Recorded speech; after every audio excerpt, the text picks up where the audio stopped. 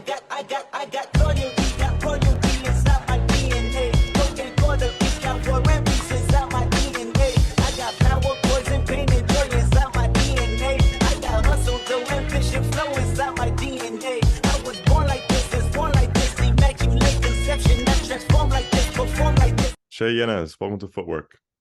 Thank you. Happy to be here. Very nice. So we always start out this way, make your own path. That's the motto here.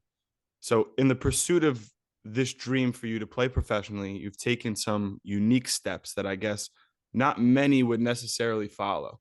So what does making your own path mean to you? I would say like just doing everything possible in your life to get you in the best position to get where you want to be. I think for me, I think I was in high school probably around 15, 16, where like, I mean, I always loved football and like wanted to be a professional, but turning that dream into a reality didn't really click until I was probably 16 and I started taking it really serious. And then I started going to this like it's called Power Train. It was like this strength training program, and then I really focused on my diet, and I probably exercised too much than I needed to, but I knew that's what I needed to do in order to make my dreams a reality. Love that. Now, before we dive deeper into your story, a little surface level for the listeners. Who are you? Where were you? And where are you going? So I'm a 25-year-old professional now, playing in England. I went to school at Tennessee, had the most amazing staff around me, amazing friends, teammates, who pushed me to be the best I can be. And also making history at my college was just amazing achievement. Although we didn't win like a national championship or anything, we made history for the program. And I got to do it with my best friend, so can't complain. And then my overall goal, where I want to be, is playing in the Super League, playing at the highest level, and hopefully getting a national team call up to Spain one day. Love that. Before we go into the now, just to even speak on this Tennessee time, I know you guys kind of, one of your crowning achievements there was making it to the Elite Eight and being kind of the underdog, having that group mentality feeling of us versus them, I'm sure. What did those years do for you in your development as a player and as a person? Yeah, like when I first got to college, it's obviously a huge it's a huge step, right? Like you kind of go in, you're starting at your club level, and then all of a sudden you get to college and there's seniors, juniors that are 4 years older than you who are probably going to play. And that was like a huge thing for me mentally to kind of deal with. I used to be quite a head case. I mean, still can be sometimes, but I've definitely matured in that way.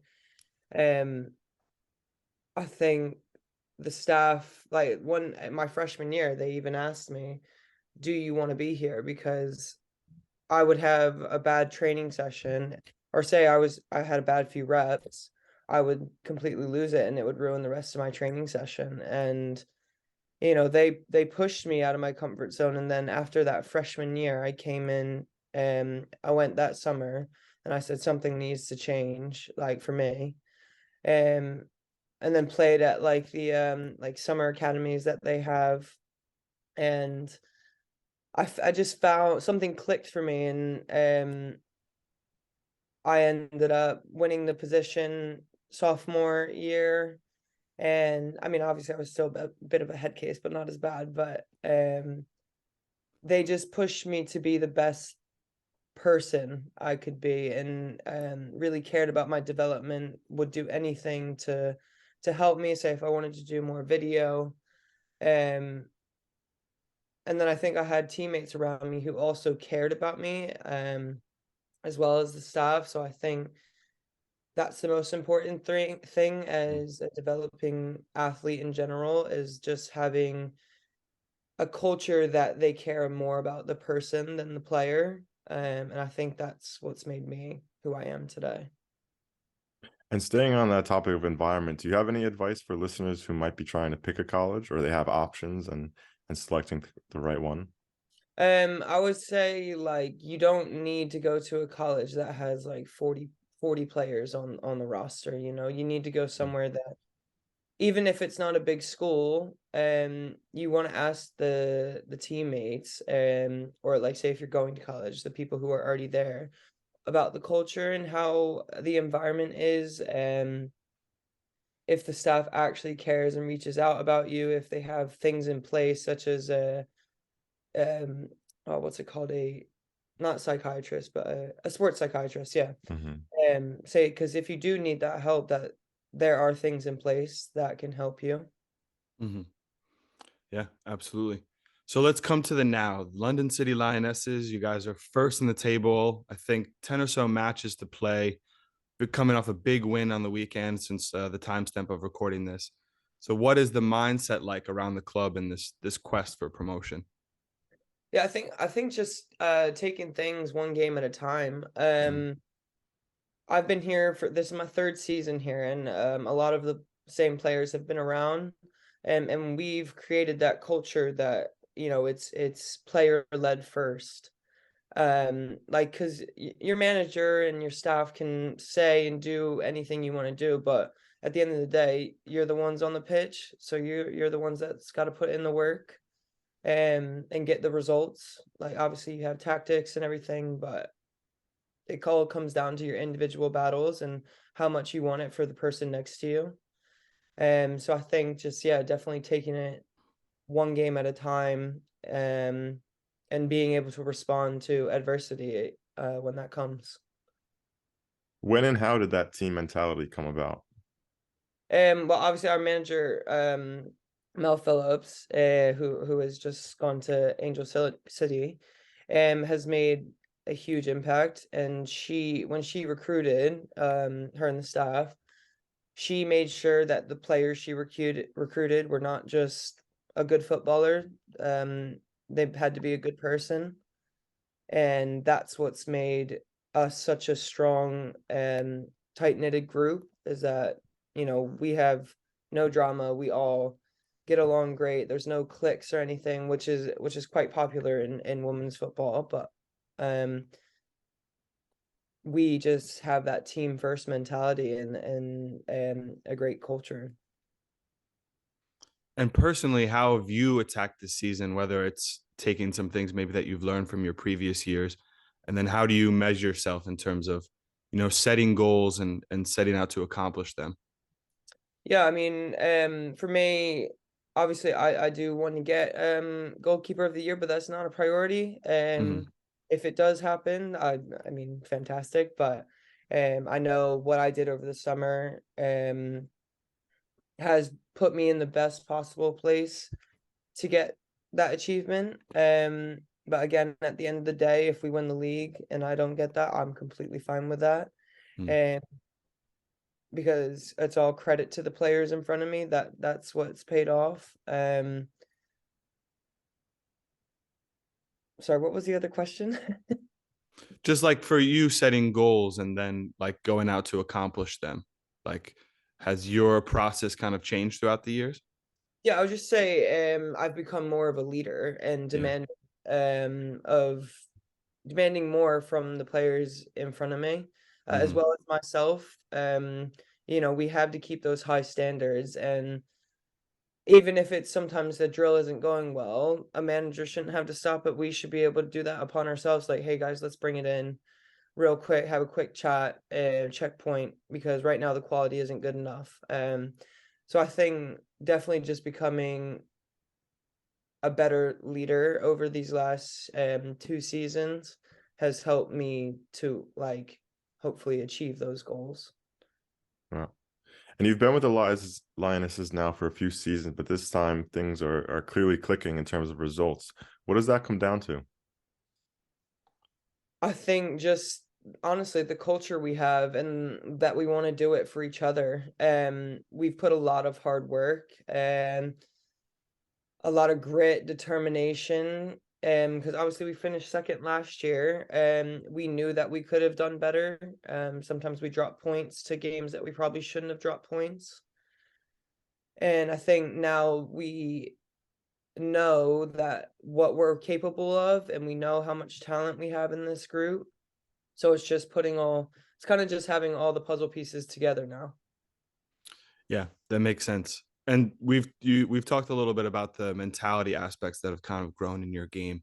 But in terms of on the field, especially being in London, I know there's some time in Spain and stuff, but where has your game gone in terms of what levels have you been able to kind of increase?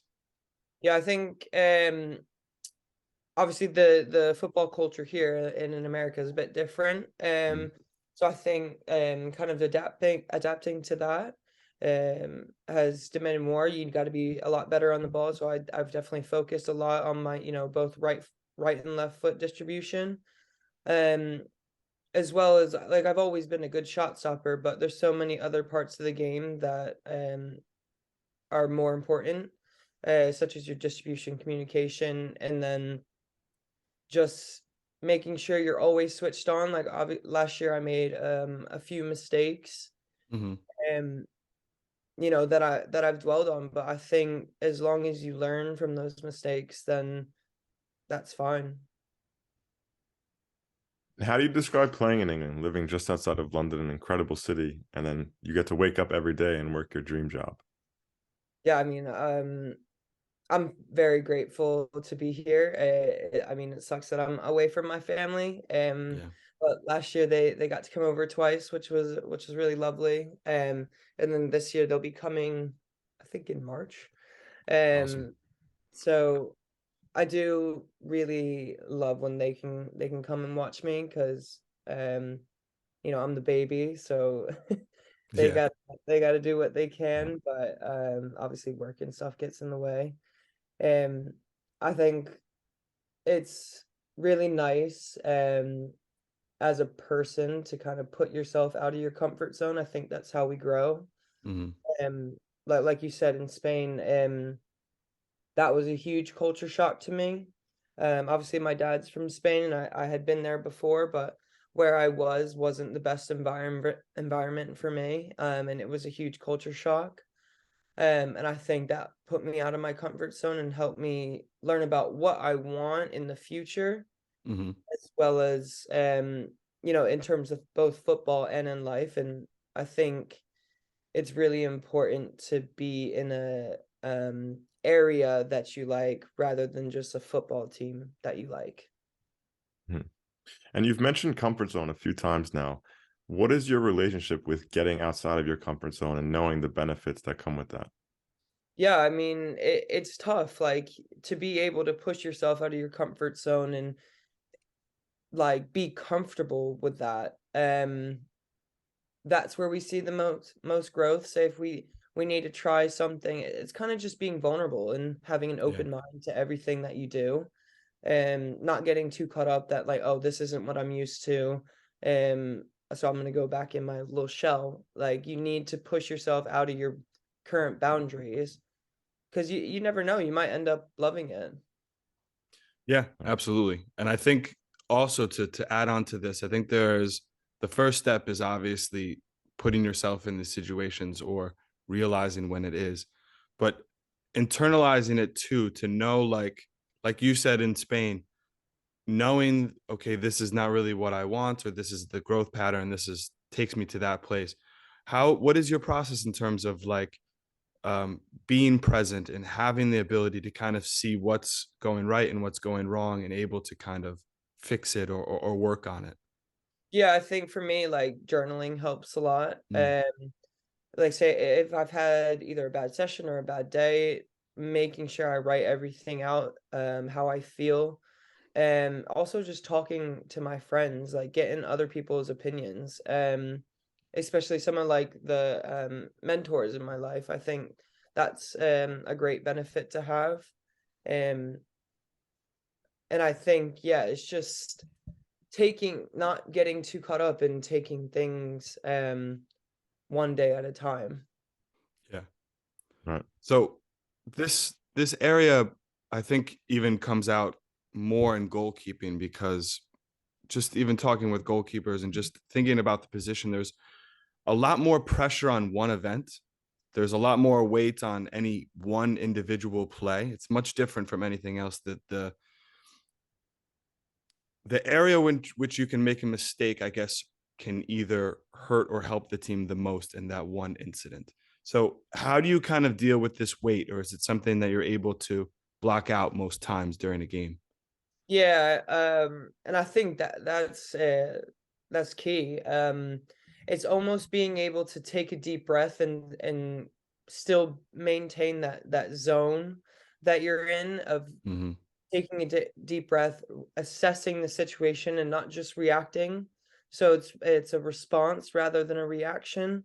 And I forget what the theory is, but there's like this thing where you're playing and it's you're in like the zone. And it's basically where you're not thinking about anything, you're just doing. And I think being able to do that and not overthink things puts you in the best place to make the right decision. Mm-hmm. I think for a goalkeeper, obviously, like there's a lot that you can just go and run out at, but maybe that's not the best decision. Maybe you need to set back and wait for the picture to change, because Mm-hmm. as you grow, like you end up seeing kind of similar pictures, and that's what helps you um make the right decision the next play, maybe. Yeah. And like I said, I've made a few mistakes last year, and this year I've taken account of that and make sure that I do my best not to make those same mistakes again. What are some ways you help yourself get into that zone? I mean, it is hard. Like sometimes I do get a bit of anxiety in games because I don't want to get scored on. I want to do I want that clean sheet. I want to do the best I can. But it's not thinking. I think you can't think about those things. What you need to do is respond to what the game gives you, and be confident and brave in your decisions. And every decision we make is probably not going to be the right one, but as long as we can affect something and that we can push the people around us, then that's sound. Yeah. Yeah. And just like you said, I think the mindset that you approach it with is so important and so key. Instead of having, because we talk to a lot of players, and Sean and I have talked about this before too, personally. Sometimes you have this fear of failure. I think it's crucial to have the mindset that you're going in to make the play rather than I won't mess up. Yeah. So have you kind of ever realized in situations of this relationship of going in either way and how it's kind of affected your game? Yeah, I think definitely like when I was a bit younger, I never wanted to make a mistake in training nor in games. But like, look, we're human, we're gonna make errors, but it's how we respond to those mistakes. Like in a game, if you make a mistake, you don't have time to dwell on it. Like they could be coming down your throats the next play. Sometimes I think we can get caught up that if we have made a mistake, oh, we're like, oh, we're gonna make a big play the next one, but we can't do that because then that's putting so much pressure on us. When in reality, like we don't need to put pressure on ourselves, and because that's just gonna make us more prone to error. Yeah. And just like you said, when you have that, if you do make a mistake and you feel like you have to correct it, sometimes that can make you overplay. You're doing things too much. Maybe you're coming out on a cross that you usually wouldn't come out on, and kind of you're putting your team in jeopardy there. So it's like this process, I think, is very difficult, and especially as a goalkeeper to, you know, realize after the moment something happens, whether it's, you know, quote unquote, a bad play, to forget it and come back to center. But also, I think after the game is a crucial time too, because you need to learn from it, but you also can't dwell on it. And I think you spoke a little bit about that. Has anything helped in terms of you analyzing the games and then being able to put it, you know, in the shelf, put it away, and not think about it again?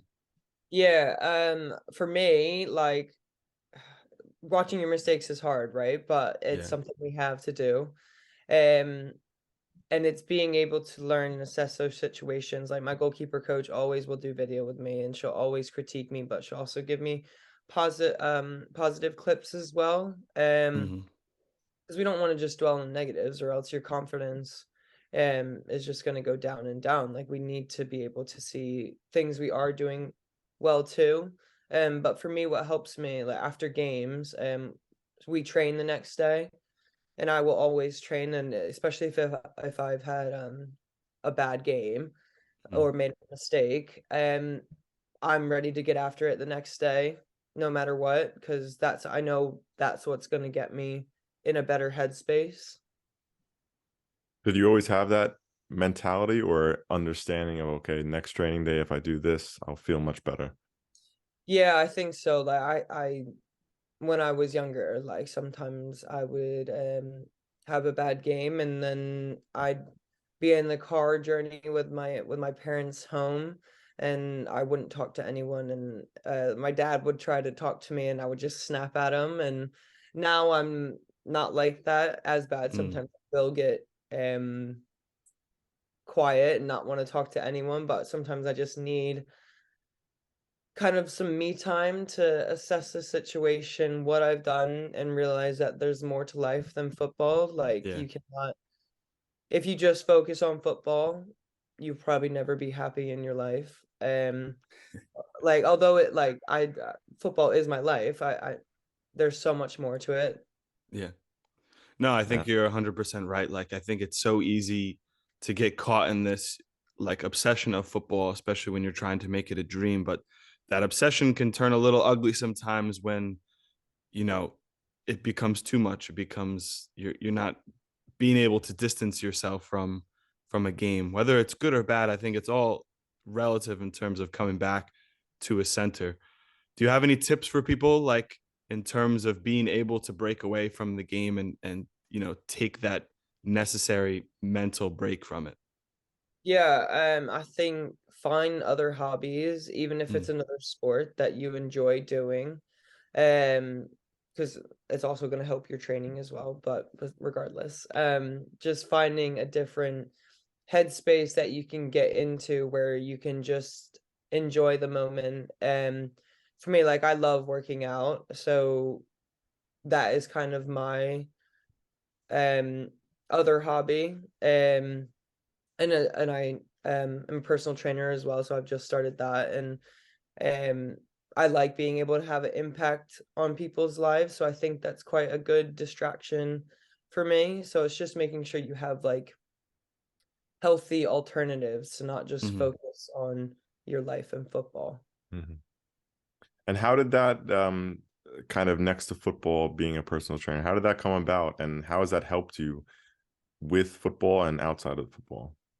Yeah, so I've just recently started. It's something that I've always been interested in.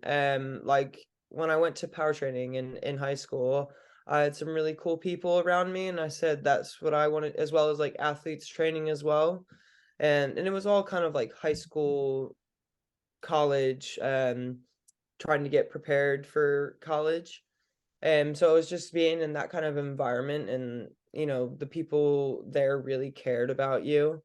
Mm. And then in college, I had an amazing strength coach who was just a amazing person, who you could go and speak to anytime, regardless of what you had going on. Like if you needed to talk about something in life, he would be there to talk about it. And so I think that's what's kind of led me to where I am now, and saying like I want to be able to have an impact on people's lives, because as a personal trainer, like you're not just gonna sit there and talk about the weights and the reps. Like you just start chatting, and then next thing you know about their whole life story. And I think it's a good outlet for that person, you're like your client, to have. And it also is a healthy way to like reach their goals. Because you got to make sure that they enjoy it too. So um you know getting in shape should be fun and not just taxing on the body and pushing yourself to the limits. Like they need to enjoy it, or they won't stick to it. Absolutely. And I know another thing that's important to you in this work is this area around holistic health and wellness. So how do you kind of bring those things in for clients or for yourself? And why do you think it's so crucial or helpful? Yeah, I think working out will like mentally releases or sorry, physically releases all these endorphins in your body that puts yourself in a better mental space. And it's a great outlet to have to say if you've had a bad day at work, you can completely forget about work and focus on being present. And if they're not, then you can have a conversation like, look, you seem a bit off today, like is everything all right? um so I think it's just like I said, an outlet to have to help people both mentally, physically, because overall if they start seeing changes, they'll start to get happier. Yeah. um and even after like a workout, they'll be like, wow, I did that. Like I always make Yeah. sure to give my clients kudos after a workout because they've put in the work. Like I'm just there to guide them, but they're the ones that actually have to do it. Yeah. And I guess there's this association forms between happy feelings and working out, which is Yeah. a great thing to encourage people to come back and to keep having it as an outlet, to have that balance, like we said, to have that balance, to come back to a good medium. Yeah. So we talked a little bit about London City. We talked a little bit about Tennessee. I want to talk about this adventure in Spain that we kind of talked about. We know you have dual citizenship, going for the national team there, hopefully in the big goals. But what was that adventure like? And I know it was a difficult time to make that adventure. Yeah, it was after my time at my rookie season at the Spirit. I knew like as a goalkeeper, you need to play. You need to learn from the game perspective of things because you can train all you want, but when you get in a game, it's completely different. Yeah. And there's so many other pictures that you can't replicate in training as much as you try. But um, so my agent got me an offer in Spain. And I did want to go to Spain because obviously my dad's from there. And I was on a very small city, um in a very old city. So for a young person going there, it wasn't ideal. Like I did grow and became I became like willing to love it. Mhm. But when I first got there, I cried as soon as I got to the where I was staying because Yeah. it was a little cot, like metal frame, twin bed that caved in and didn't have sheets on it. They gave me a blanket, no heat or AC, so it was freezing when I got there. And tile floors, like it just wasn't what I imagined going to Spain to play. Yeah. And and then on top of that, the football wasn't great. Like I was doing somersaults at training and then up into a dive. That's when you Yeah. know. Yeah, and then diving over people. So it was just a big culture change for me. Mhm. Um, which I had to get on with. Like Yeah. everyone spoke Spanish. I wasn't fluent. Like I could get around, but I couldn't have like a full on conversation with someone. So I think that also hindered me a bit because I couldn't get out what I wanted to say. Mhm. And but yeah, when we were doing somersaults at training, I just felt myself getting worse. And we didn't train till like 9 p.m. at night. And so I would go all day not doing anything. And I actually just ended up signing up to online grad school because I needed something to do with my time, or else I knew that I was going to be in a really bad headspace because I'm not someone that can just sit around all day and Mhm. then go to training at night. Like I need to be feeling like I'm doing something and being productive. So I guess in the grand scheme of things, I signed up to grad school, got my master's. So I guess that's a positive.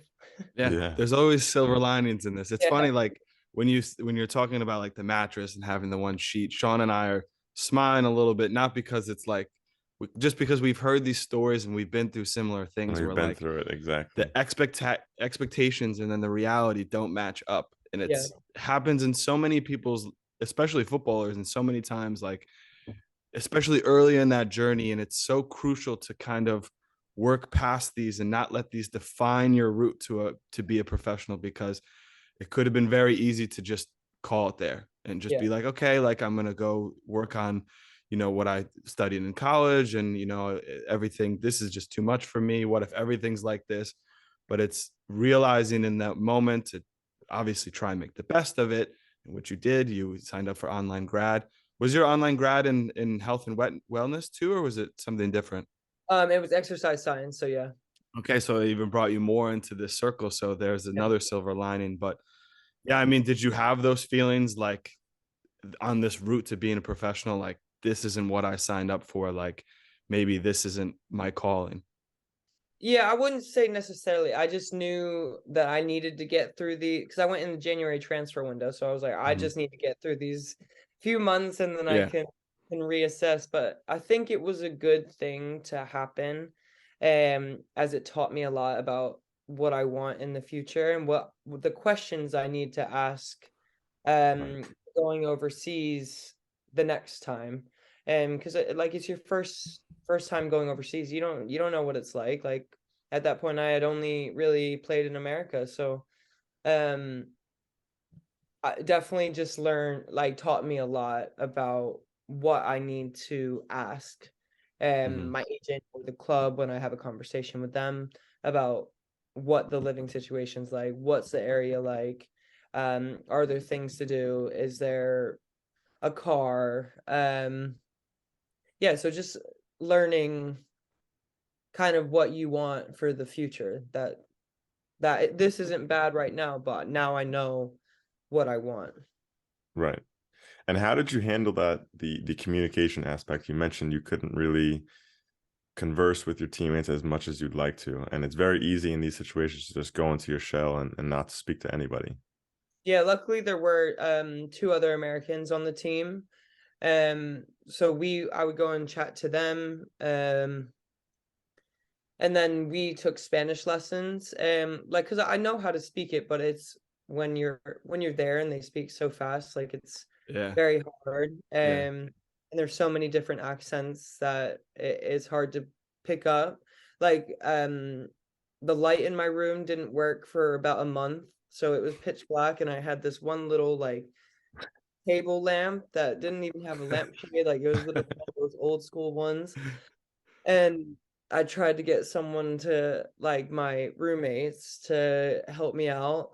So a lot of times I would just Google Translate and send them a text. Um and then they would say the guy would come, but then he never came, and then I ended up having to go to the supermarket by myself and ask them to help me. Like I was like the light in my room doesn't work. I don't know what to do. And then it was quite nice because then we had a conversation, and that was me kind of realizing that, oh, I'm actually learning a lot here. I Mm. feel more comfortable. And even they were like, oh, your Spanish is quite good. And that just kind of made you feel like, oh, I am making progress. So I think just making sure there are other people, like say if you don't know the language at all, that you do have other people that speak um your language Yeah. or close to it, so Mhm. that you do have kind of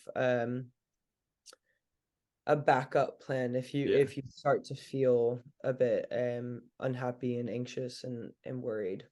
Yeah. Absolutely. And you spoke a little bit about kind of realizing what you need in terms of a soccer or a football opportunity. But were there some things in these quote unquote darker times? There's a pun there because of the no lamp. In these darker times, in the soul searching, did you figure out some more things about yourself and what you need, whether it be for football or for yourself in general? I think just being in a place that I could call home. So here I have found it my home. I've made my best friends. Like in Spain, I didn't have that. Like although like COVID hit, so that I was actually only there for 3 months, so I was quite grateful for that. Mhm. Although it was like COVID and everything, but yeah. Um, Silver linings and everything yeah, sometimes. exactly. Yeah, the club had actually terminated our contracts because me and the two other Americans just left without their permission because we were like, this isn't just going to be a 2-week thing. We want to be home with our families. And at that point, the US was only taking American citizens, and we're like, right, something's going on. So yeah, we ended up they cut our contracts and then we all just left. But um I think being in a place where you can call home, that you've developed into a better person, and you aren't afraid to, again, to step out of that comfort zone. But I think you just learn that through having those Yeah. bad experiences Right. to get you where you are now. Right. And your first experience professionally also must have been an amazing experience or learning experience. Walk us through the events which took you to the Washington Spirit, and then what the season meant to you personally. Yeah, so I entered the draft. Unfortunately didn't get drafted, but on in hindsight, I'm so grateful for that because then I ended up at the Washington Spirit. I got an invite to preseason and ended up getting a contract. I can't remember if it was 2 or 3 weeks into preseason. Um Again, like I didn't know what to expect. I didn't know what the environment was going to be like, but when I was there, I did get a bit anxious. I was like, well, what if I don't get a contract? Like, what am I going to do if this doesn't happen? Mhm. But then I needed to take a step back and realize that, you know what, it's not the end of the day if this doesn't happen. And I think that's when I started playing better. And then once I got the contract, it was an amazing experience. We had an amazing team. Like even some of the older girls were like, I've never been on a professional team like this because we were all like we did everything together. And that's not something you hear of in the professional game. Um like we would have movie nights all the time, and all the girls would come over. Like I had a projector, so we would just put it on literally a sheet over the window. Um and then yeah, we would just chill together. Few of us started bouldering, which we probably weren't supposed to do, but we would do indoor bouldering. And I don't know how we had this much energy, but somehow, You guys brought it out in each other, I The guess. youth. oh yeah, like my roommates are my best friends, and like unfortunately I don't get to see them that often, but when we do, it's just like old times. And Yeah. um I learned a lot from Aubrey Bledsoe. Being in front of me, obviously she got her national team call up that year. Um and she was like my big sister. She taught me a lot, held me accountable. And she wasn't afraid to ask me questions about what I thought as well, so I felt valued too. Yeah. Amazing. Love to hear that. So, reflecting on this journey up until this point, what things would you say helped you get to this moment? So, in other words, why did Shae make it as a pro? I think I did everything in my power to get me the opportunities that came about. Like I worked hard, I studied hard, I put myself in the best possible shape I could. Um, and I think that when I was there, I tried to take things one day at a time, stay present, and learn from the different coaches that were around me. But I think it all comes down to like what I wanted to do. And that's just, getting yourself in the best possible shape, reflecting on video, reflecting on mistakes, and then just having conversations with people to help you get to that point, people who have done it before, and like not being afraid to ask those questions and be vulnerable. Brilliant. And with that, we'll get into some quick fire questions, our fast feet rounds. Favorite player growing up? Probably my trainer, Joe Lloyden. Okay, awesome. Favorite moment in football? Getting to the Elite Eight with my college team. Most difficult moment in football? Probably missing my penalty at the SEC tournament. That could have won us the game, but then I ended up going. I knew I had to save it when I went back in, so I went and saved it. So that's okay. Oh, wow. So just a nice turn of Wow. events right Yeah, there. yeah. Oh, crazy. Best advice you ever received? Don't let your mistakes define you. Best player you've ever played against and with? Probably Bunny Shaw is up there. Baller. Played with her at college, and then against, well, I guess with/against, like in trainings and stuff, probably either Rose Lavelle or Mal Pugh. Love that. If you weren't a footballer, what would you be? Personal trainer, probably. There we go. Nice. Favorite book? Probably Pound the Stone.